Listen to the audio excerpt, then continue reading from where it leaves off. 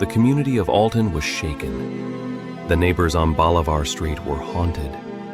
April Wooten, who had a 3-year-old daughter, said, "I could not imagine anybody putting their hands on her in any type of way, or having to find my daughter like that." Holloway's family remained stranded inside the wreckage too, because tragedy doesn't just claim the victim, it claims everyone connected to both sides. His stepfather would later state, "Now, I'm not going to pretend that what occurred there wasn't an extreme manifestation of evil. It was. We knew he was capable of violence, but we didn't see this level of... He's not a monster. This is monstrous." There's a distinction there that's worth considering. The person versus the act. The human versus the horror. Because if we only see monsters, we miss the warning signs when they're still just men. The legal proceedings would take years, a labyrinth of psychological evaluations and constitutional questions. In September 2022, just 3 months after the murder, Associate Judge Neil Schroeder ordered a psychological evaluation. DeAndrea Holloway was found mentally unfit to stand trial. He was transferred to an Illinois Department of Human Services facility for treatment. But here's where the story takes another dark turn.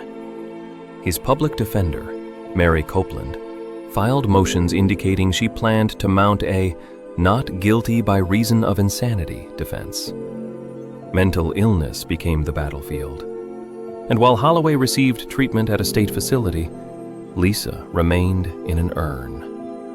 Baby Bean remained unborn. Heidi remained without her daughter. By February 2023, merely 8 months after the murder, Holloway was declared fit to stand trial and returned to Madison County Jail. But there was another legal complication, one that would determine whether he could face a life sentence. The Illinois Supreme Court case, People versus Lane. The question? Whether an unborn child could be considered a second murder victim for sentencing purposes, given Illinois' abortion protections.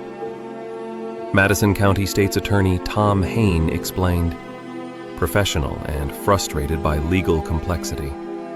If the statute allowing unborn children to be victims of murder in certain circumstances is wholly struck down as inconsistent with the state's abortion protections, then it could threaten our ability to prosecute this defendant for both killings." The irony is staggering. Lisa wanted this baby. She had named her Baby Bean. She had picked out pink princess crib sheets. The baby would have been born on July 27, 2022. Instead, the legal system debated whether that baby girl counted as a victim at all. Ultimately, the Illinois Supreme Court ruled that an unborn child could not be deemed a second murder victim for purposes of seeking a life sentence. So DeAndrea Holloway was originally charged with 2 counts of first-degree murder, 2 counts of intentional homicide of an unborn child, dismembering a human body, a Class 10 felony, offenses relating to motor vehicles, and concealment of a homicidal death. But the path to justice was longer and more complicated than anyone wanted. In May 2024, yet another fitness evaluation was ordered. The trial kept getting delayed. The family kept waiting. Heidi kept living without her daughter, while the man who killed her argued about his mental capacity. Then, on December 16, 2024, more than 2 years after he killed Lisa and Baby Bean, DeAndrea Holloway finally pled guilty to 3 counts: first-degree murder, intentional homicide of an unborn child, and concealment of a homicidal death.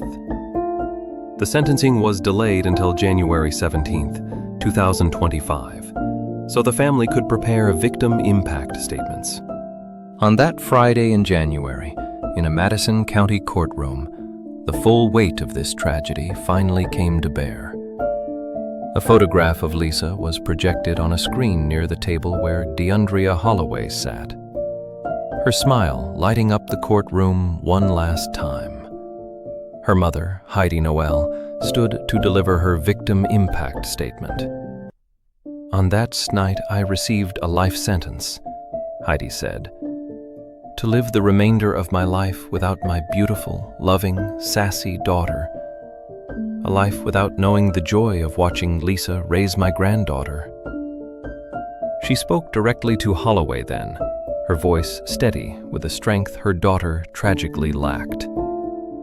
All Liese wanted to do was love you, be your person, and invite you to experience the blessed life she knew. Instead, you killed her and baby Bean, changing the trajectory of so many lives. She reminded him of a conversation they'd had. "You had been in the apartment all day. You said to me, 'I've been here all day. It's like being in jail, and I hate being in jail.' Well, you now have the next 60 years to hate being in prison." But Heidi Noel is not a woman consumed by hatred.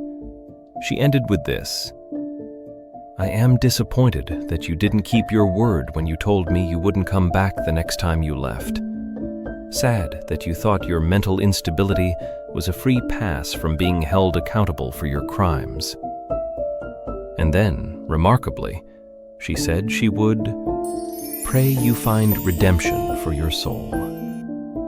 Associate Judge Neil Schroeder sentenced DeAndrea S. Holloway Jr., now 25, to 60 years in prison, 30 years for the first-degree murder charge, 20 years for the homicide of the unborn child, and 10 years for the concealment charge, all to run consecutively. He must serve 100% of the murder charge, at least 85% of the homicide charge, and 50% of the concealment charge. Madison County State's Attorney Tom Haynes said afterward that it is unlikely Holloway will ever see the light of day. DeAndrea Holloway said nothing during the hearing. He was led out of the courtroom to begin serving his sentence in the Illinois Department of Corrections. And so, this story, which began with poetry and a laundry basket, culminates in a courtroom. But ultimately, it is not the picture of the perpetrator, but rather that of the victim which must be etched in our minds. Heidi, Liese's mother, with a strength born from unimaginable loss, delivered a message to everyone listening. This is a tragic outcome of a 2-year on and off again domestic violence relationship. This didn't have to end this way. My daughter should be here raising her daughter instead of being a victim of domestic violence. She continued with words that could save lives. If you are in a domestic violence relationship, find the resolve to end that relationship. Make a safe plan to leave. Your life depends on it. If someone threatens to end your life, believe them. The National Domestic Violence Hotline is 1-800-799-SAFE. There are text options for those who cannot safely make phone calls. There are resources, shelters, advocates, safety planning tools. Because here's what we need to understand. Domestic violence doesn't start with murder. It starts with control, with isolation, with small violences that grow into larger ones, with "I'm sorry," and "I'll change," and "I love you," mixed with bruises and black eyes and broken promises. Liese's boss at Dairy Queen saw the bruises. The neighbors heard the screams. Liese herself wrote about the beatings. Everyone knew, and yet no one could save her. Why? Because the system is broken. Because leaving is complicated. Because hope is stubborn. Because love shouldn't mean sacrifice to the point of death. But sometimes it does. The community held a celebration of life for Liese and baby Bean on June 26, 2022, the day that would have been her baby shower. Instead of gifts for a newborn, they ask for donations to the Riverbend Humane Society in honor of Lisa's love for animals, and to the Oasis Women's Center in Alton to further assist victims of domestic violence. Because maybe someone else can be saved. Maybe someone else reading this, watching this, hearing this, will recognize themselves in Lisa's story and make a different choice. The poem Lisa wrote, the one about learning, was a promise to herself, a promise she would never keep because time ran out. And you learn that you can actually handle, that you actually are strong, and you actually do have value. And you learn and you learn. With every goodbye, you learn. She was learning. She was growing. She was becoming strong enough to leave. She just needed more time. Time that DeAndrea Holloway took from her with savage brutality on that June night in 2022. But we can learn from her. We must learn from her. Her story teaches us that domestic violence doesn't discriminate. It happens in small towns like Alton, Illinois, and in big cities. It happens to women working at Dairy Queen and women working in corporate offices. It happens to women who are nearly 8 months pregnant and planning baby showers. It happens behind closed doors while neighbors listen and convince themselves it's not their business. Until it is everyone's business. Until it's a white laundry basket and a 911 call and a mother finding her daughter's body and a community shattered and a family destroyed and a baby girl who will never take her first breath. This is Liese Anne Dodd, born August 14th, 1999, graduated Jersey Community High School, class of 2017, loved animals, loved her family, loved taking photos, was excited about becoming a mother, was planning a future, was learning to be strong. Murdered June 9th, 2022, at 22 years old, along with her daughter, baby Bean. Her life mattered.